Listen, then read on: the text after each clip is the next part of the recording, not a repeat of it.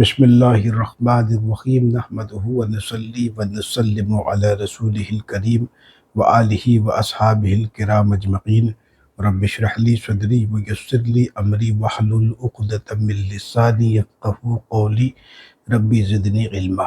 आज की नशस्त में हम आला हज़रत अज़ीमुल बरकत मौलाना शाह अहमद रज़ा ख़ां रहमतुल्लाहि ताला अलैह के वालिद माजिद हज़रत मौलाना नक़ी अली ख़ां रहमतुल्लाहि ताला अलैह की किताब अहसनुल बया ले आदाब दुआ, इस किताब में 60 दुआ के आदाब लिखे हैं, वो हम इंशाअल्लाह ताला 5 नशस्तों में ख़त्म करने की कोशिश करेंगे।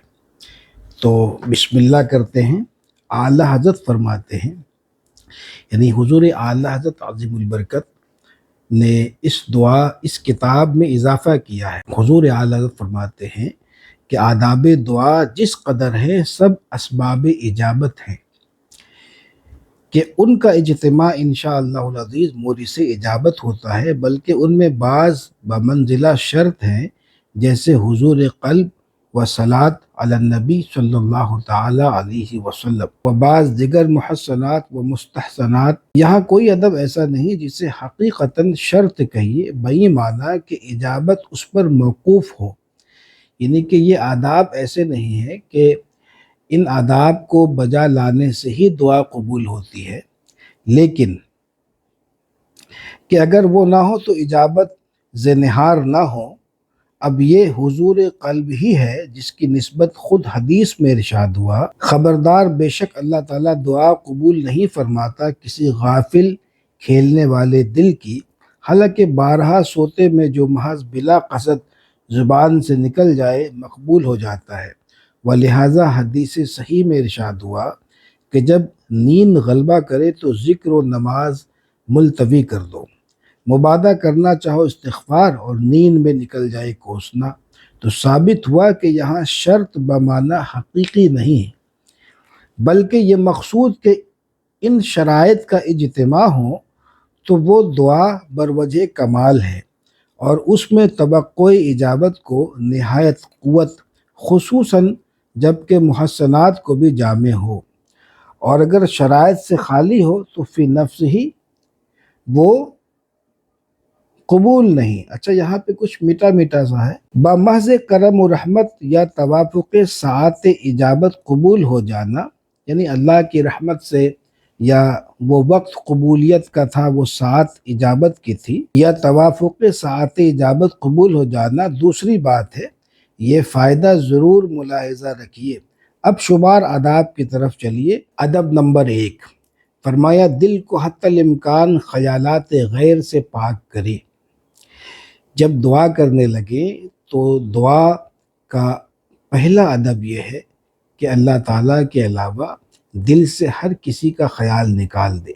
रब अज़्ज़ा वजल का ख़ास महल नज़र दिल है।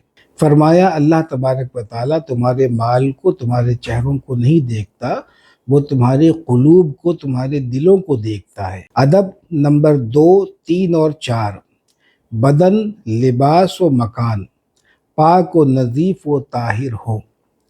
बदन और उस पे पहना हुआ लिबास और जिस मकान पर हो, ये 3 चीज़ें, बदन, लिबास और मकान। तो अदब नंबर 2, 3, 4, पाक व नज़ीफ़ व ताहिर हो। अदब नंबर 5, दुआ से पहले कोई अमल सालेह करे कि खुदाए करीम की रहमत उसकी तरफ मुतवज्जे हो।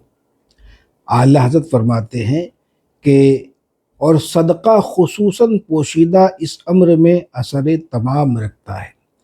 पोशीदा सदका दुआ से पहले दुआ की कबूलियत में असर तमाम रखता है। फरमाया क़द्दिमू बैन यदी नजवाकुम सदका के वजूब अगर मनसूख है, इस आयत पर अमल करना मनसूख है, लेकिन इस्तिहबाब हुनूज़ बाकी है।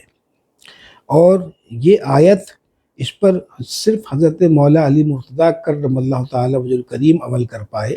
उसके बाद ये आयत नाजिल हुई और उसके बाद मनसूख हो गई, यानी इस पे अमल जो है मनसूख हो गया था। सिर्फ इस पर मौलाए कायनात हज़रत अली मुर्तज़ा अमल कर पाए थे। अदब नंबर 6, जिनके हुकूक اس کے ذمہ ہو ادا کرے یا ان سے معاف کرا لے۔ حضور اعلیٰ حضرت فرماتے ہیں کہ خلق کے مطالبات گردن پر لے کر دعا کے لیے ہاتھ اٹھانا ایسا ہے جیسے کوئی شخص بادشاہ کے حضور بھیک مانگنے جائے اور حالت یہ ہو کہ چار طرف سے لوگ اسے چمٹے داد و فریاد کا شور کر رہے ہیں، اسے گالی دی، اسے مارا، اس کا مال لے لیا، اسے لوٹا۔ غور کرے اس کا یہ حال قابل عطا و نوال ہے یا لائق سزا و نکال۔ حسبنا اللہ ذوالجلال۔ اللہ کی پناہ۔ تو پہلے حق العبد ادا کرنا چاہیے، پہلے حق العبد ادا کرے، پھر اس کے بعد دعا میں مشغول ہو۔ ادب نمبر 7، کھانے پینے، لباس و کسب میں حرام سے احتیاط کرے کہ حرام خور و حرام کار کی دعا اکثر رد ہوتی ہے۔ ادب نمبر 8، دعا سے پہلے گزشتہ گناہوں سے توبہ کرے۔ حضور اعلیٰ حضرت فرماتے ہیں کہ نافرمانی پر قائم رہ کر عطا مانگنا بے حیائی ہے، یعنی کہ اللہ کی نافرمانی پر قائم رہتے ہوئے پھر اس سے مانگنا یہ بے حیائی ہے۔ ادب نمبر 9، وقت کراہت نہ ہو تو 2 رکعت نماز خلوص قلب سے پڑھے کہ جالب رحمت ہے اور رحمت موجب نعمت۔ کہ اگر وقت کراہت نہ ہو، وقت کراہت 3 ہے، ایک سورج طلوع ہونے کے بعد 20 منٹ، پھر اس کے بعد جو نصف النہار کا وقت ہوتا ہے 40 منٹ، وہ پھر اس کے بعد کہنا چاہیے سورج غروب ہونے سے پہلے 20 منٹ کا جو وقت ہوتا ہے۔ تو یہ 3 اوقات جو ہے یہ مکروہ ہے، اس میں نفل نماز نہیں پڑھنا چاہیے۔ یہ وقت نہ ہو تو کہنا چاہیے دعا کرنے سے پہلے 2 نفل خلوص نیت کے ساتھ ادا کرے۔ ادب نمبر 10، 11 اور 12، دعا کے وقت باوضو قبلہ رو مؤدب 2 زانو بیٹھے۔ دعا کے وقت باوضو قبلہ رو 2 زانو بیٹھے یا گھٹنوں کے بل کھڑا ہو، اس طرح بھی کہ گھٹنوں کے بل کھڑے ہو کر کے دعا کرے۔ حضور اعلیٰ حضرت فرماتے ہیں کہ یا بنیت شکر توفیق دعا و التجا اللہ سجدہ کرے، کہ یہ صورت سب سے زیادہ قرب رب کی ہے۔ اللہ تعالیٰ سے قرب کی جو ایک حالت ہے وہ سجدے کی حالت ہے، یعنی کہ سجدے میں بندہ اللہ سے سب سے زیادہ قریب ہوتا ہے، لہٰذا سجدے میں بھی جا کر کے دعا کرے۔ ادب نمبر 13 اور 14، اعضاء کو خاشع اور دل کو حاضر کرے۔ اعضاء یعنی کہ یہ جوارح بدن، یہ ہاتھ پاؤں چہرے، یعنی کہ باڈی لینگویج کہہ لیجیے، اس سے خشیت الہی کا ظہور ہونا چاہیے، یعنی کہ اس طرح خاشع ہو کہ جیسے آپ کو دیکھ کر کے لگے کہ آپ کے اعضاء بدن، آپ کے اعضاء و جوارح یہ خشیت الہی کی حکایت کر رہے ہوں، اور اسی طرح دل یہ حاضر ہو، جسے کہتے ہیں خشوع اور خضوع۔ خضوع دل کی اس کیفیت کا نام ہے، تو دل کا حاضر ہونا۔ فرماتے ہیں کہ حدیث میں ہے اللہ تعالیٰ غافل دل کی دعا نہیں سنتا، اے عزیز حیف ہے کہ زبان سے اس کی قدرت و کرم کا اقرار کیجئے اور دل اوروں کی عظمت اور بڑائی سے پر ہو۔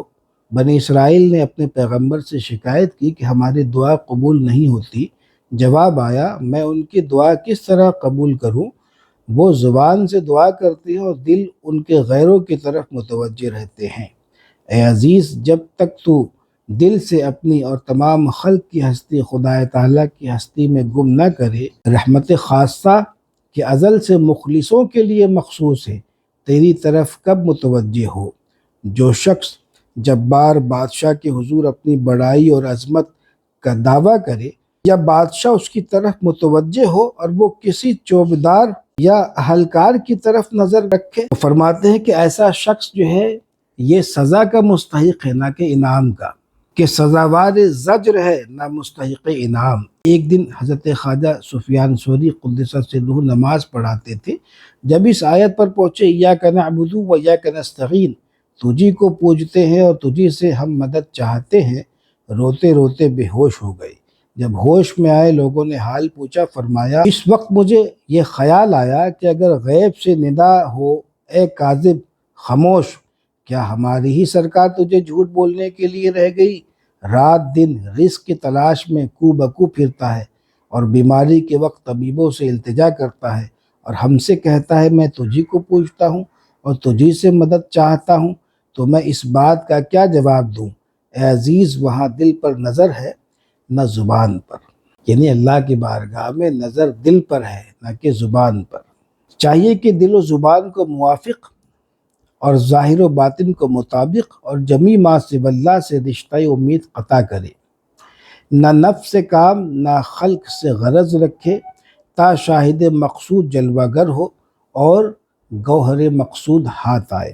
حضور اعلیٰ سے فرماتے ہیں کہ نظر بغیر، جب بذات نظر بغیر ہو، نظر بغیر ہے، یعنی کہ اللہ تعالیٰ کے علاوہ کسی کی طرف نظر کرنا اس طور پر کہ بذات اس کو مستقل الہ معاذ اللہ سمجھ کر کے، حاجت روا سمجھ کر کے ہو، تو یہ نظر غیر کی طرف کرنا ہے، ورنہ نہیں، بلکہ حقیقتاً معنی بذات مقصود و مراد ہو اور بذات اس کی طرف نظر ہو معاذ اللہ، تو قطعاً شرک و کفر ایسا کرنا یا ایسا کرنے والا قطعاً مشرک و کافر۔ محبوبان خدا سے توسل نظر بخدا ہے، لیکن اللہ کے رسول اور صحابہ کرام اور اولیاء کرام سے توسل کرنا یہ تو نظر بخدا ہے کہ نظر بغیر، نہ کہ نظر بغیر۔ ولہٰذا خود قرآن عظیم نے اس کا حکم دیا جس کا ذکر ادب نمبر 22 میں آتا ہے۔ اس کی نظیر تواضع ہے۔ علماء کرام فرماتے ہیں کہ غیر خدا کے لیے تواضع حرام ہے، جیسا کہ فتاوی ہندیہ میں ہے، حالانکہ معظمان دین کے لیے تواضع قطعاً معمور بہ ہے۔ خود یہی علماء اس کا حکم دیتے ہیں کہ اپنے استاد کے لیے تواضع کرو اور اپنے شاگردوں کے لیے تواضع کرو اور سرکش عالم نہ بنو۔ نیز حدیث شریف میں ارشاد ہوا کہ جو کسی غنی کے لیے اس کی غنا کے سبب تواضع کرے تو اس کا 2/3 دین جاتا رہا، 2/3 دین اس کا جاتا رہا۔ تو وجہ یہی ہے کہ مال دنیا کے لیے تواضع رو بخدا نہیں، یہ حرام ہوئی، اور یہی تواضع لغیر اللہ ہے، اور علم دین کے لیے تواضع رو بخدا ہے، اس کا حکم آیا اور یہ عین تواضع للہ ہے۔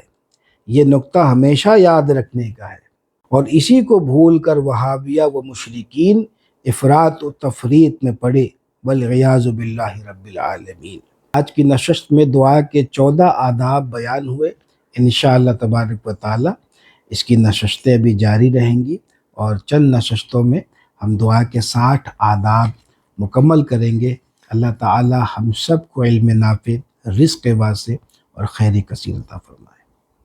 لا إله إلا الله وحده لا شريك له له الملك وله الحمد وهو على كل شيء قدير۔